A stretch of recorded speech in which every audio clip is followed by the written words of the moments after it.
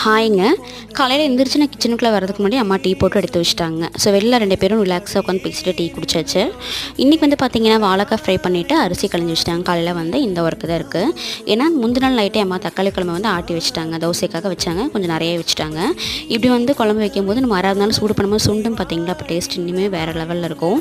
புளிக்குழம்பு இந்த மாதிரி ஆட்டி வைக்கிற குழம்பு நல்லா வச்சுட்டோம்னா காலையில் எந்திரிக்கும் நம்மளுக்கு வந்து வேலையும் பெருசாக இருக்காதுங்க. கொஞ்சம் ரிலாக்ஸாக வந்து ஒர்க் பண்ணிவிட்டு கிளம்பலாம். வாழைக்காய் ஃப்ரைக்காக அரிசி மாவு, மஞ்சத்தூள், மிளகாத்தூள், உப்பு, கொஞ்சம் தேங்காய் எண்ணெய் விட்டு ஃபஸ்ட்டு பெரட்டிட்டேன்.